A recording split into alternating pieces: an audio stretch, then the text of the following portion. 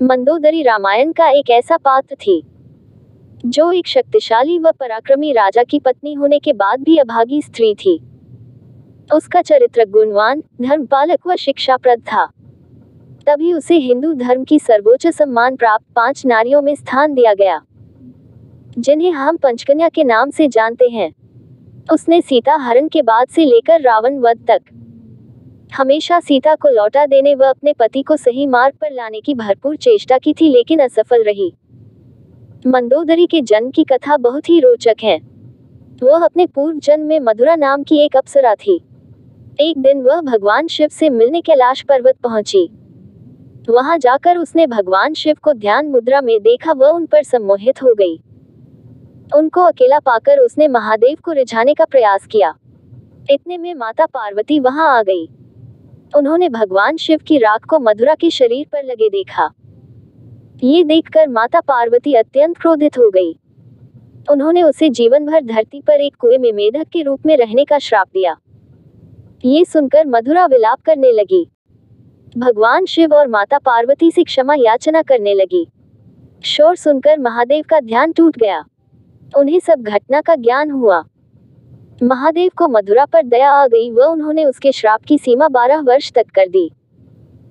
उसके बाद उन्होंने उसे एक सुंदर कन्या के रूप में जन्म लेकर हमेशा कुंवारी रहने का वरदान दिया। इस प्रकार वह एक पंचकन्या बन गई। मंदोदरी के माता पिता एक राक्षस व अप्सरा थे, जिन्होंने उसे गोद ले लिया था। एक समय में मायासुर मयदानव नाम का एक राक्षस था, जिसका हेमा नाम की अप्सरा पर दिल आ गया था।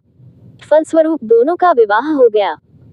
उसके कुछ समय पश्चात दोनों को मायावी और दुंदुभी नामक 2 पुत्र प्राप्त हुए, किंतु उन्हें एक पुत्री की आशा थी। इसके लिए दोनों भगवान शिव की आराधना करने लगे। उसी समय मधुरा को मिले श्राप की अवधि समाप्त होने वाली थी, जिस कारण वह मेढक से एक सुंदर कन्या में परिवर्तित हो गई। उसी कुएं के पास मायासुर व हेमा पूजा कर रहे थे, तो उन्होंने कुएं में से एक बच्ची की रोने की आवाज सुनी। उन्होंने इसे महादेव का आशीर्वाद मानकर स्वीकार कर लिया व मंदोदरी के रूप में पालन पोषण किया। जोधपुर से 9 किलोमीटर दूर एक मंदोर नामक स्थल है, जिसे मंदोदरी का जन्म स्थल माना जाता है। इस स्थल का नाम भी मंदोदरी के नाम पर ही है। यहाँ पर रावण को समर्पित एक मंदिर भी है, तथा यहाँ के लोग रावण को अपना दामाद मानते हैं। एक दिन रावण मायासुर से मिलने आया हुआ था। तब उसने मंदोदरी को देखा और उस पर सम्मोहित हो गया। उसने मंदोदरी के सामने विवाह का प्रस्ताव रखा, जिसे मंदोदरी ने स्वीकार कर लिया। इसके बाद दोनों का विवाह संपन्न हुआ, तथा मंदोदरी ने रावण के 2 पुत्रों को जन्म दिया, जिनका नाम मेघनाद, इंद्रजीत व अक्षय कुमार था। इसमें अक्षय कुमार की मृत्यु हनुमान व मेघनाद की मृत्यु लक्ष्मण के हाथों हुई थी।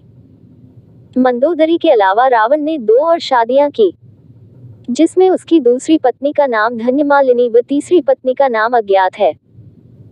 विवाह के पश्चात मंदोदरी रावण के साथ लंका आ गई। वहां की प्रमुख महारानी बन गई। राक्षसों के बीच में रहने के पश्चात भी मंदोदरी एक अच्छे हृदय की नारी थी, साथ में पतिव्रता भी। उसने अपने पति के द्वारा किए गए हर अनुचित कार्य में उन्हें समझाने का प्रयास किया, लेकिन रावण उसकी एक नहीं सुनता था। अपने पति के द्वारा ना सुनने पर वह अंत में उसके साथ ही खड़ी रहती थी। रामायण के अन्य संस्करणों में ये भी बताया गया है। एक दिन रावण के अनुचित कार्यों से परेशान होकर मंदोदरी ने आत्महत्या का भी प्रयास किया था। वह रावण की स्त्री लोलुपता के बारे में भी जानती थी, लेकिन उसने कभी रावण का साथ नहीं छोड़ा। अद्भुत रामायण में माता सीता की माता का नाम मंदोदरी बताया गया है। हालांकि इसका मूल वाल्मीकि रामायण में कोई उल्लेख नहीं मिलता है। इस मान्यता के अनुसार रावण व मंदोदरी की प्रथम संतान एक पुत्री थी। सीता को पूर्व जन्म में वेदवती बताया गया है, जिसने रावण के अत्याचार से तंग आकर आत्महत्या कर ली थी। उसे श्राप दिया था कि अपने अगले जन्म में वह उसकी मृत्यु का कारण बनेगी। इससे डरकर रावण ने सीता के जन्म होने पर उसे समुद्र में बहा दिया था। तत्पश्चात सीता समुद्र में बहती हुई जनक की नगरी तक पहुंच गई व उन्हें मिल गई। जनक की नगरी में ही उसका पालन पोषण हुआ। बाद में जाकर वही रावण की मृत्यु का कारण बनी। रावण ने अपने जन्म में कई अनुचित कार्य किए थे तथा मंदोदरी ने हमेशा उसे समझाने का प्रयास किया था, लेकिन जब उसने मां लक्ष्मी के रूप माता सीता का अपहरण किया तब मंदोदरी बहुत घबरा गई थी। रामायण में कई बार इसका प्रसंग आया है।